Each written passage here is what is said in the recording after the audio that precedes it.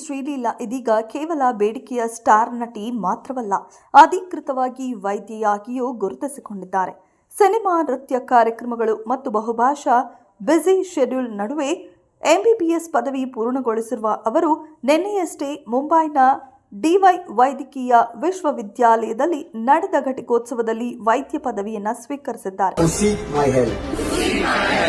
Ladies and gentlemen, the doctors from the class of 2020. ಬಾಲ್ಯದಿಂದಲೇ ಅತ್ಯುತ್ತಮ ವಿದ್ಯಾರ್ಥಿನಿಯಾಗಿದ್ದ ಶ್ರೀಲೀಲಾ ಕನ್ನಡ ಸಿನಿಮಾಗಳಿಂದ ತೆಲುಗು ಚಿತ್ರರಂಗಕ್ಕೆ ಪಾದಾರ್ಪಣೆ ಮಾಡಿ ಅಲ್ಲಿ ಟಾಪ್ ಬೇಡಿಕೆಯ ನಟಿಯಾಗಿ ಹೊರಹೊಮ್ಮಿದ್ದರು. ಬಳಿಕ ಬಾಲಿವುಡ್ಗೂ ಕಾಲಿಟ್ಟ ಅವರು ಒಟ್ಟಿಗೆ 3-4 ಸಿನಿಮಾಗಳನ್ನು ಕೈಗೆತ್ತಿಕೊಂಡಿದ್ದಾರೆ. ಈಗ ತಮಿಳು ಚಿತ್ರರಂಗದಲ್ಲೂ ಭಾರೀ ಬೇಡಿಕೆ ಹೊಂದಿದ್ದಾರೆ.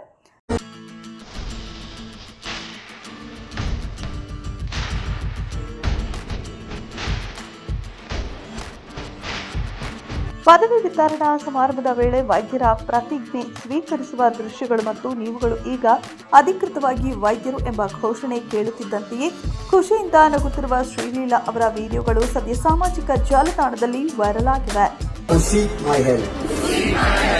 Ladies and gentlemen, the doctors from the class of 2020.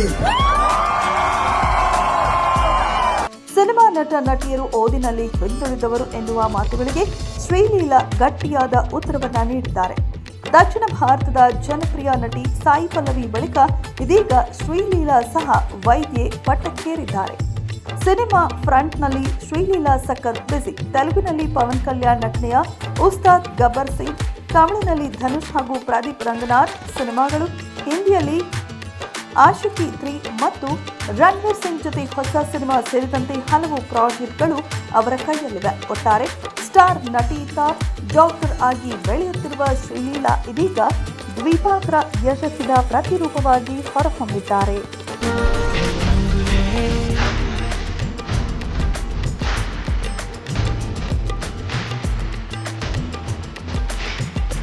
ಇದೆಷ್ಟು ಈ ಹೊತ್ತಿನ ಸುದ್ದಿ. ಮತ್ತಷ್ಟು ಸುದ್ದಿಗಳಿಗಾಗಿ ನೋಡ್ತಾ ಇರಿ ಸಿರಿ ಟಿವಿ.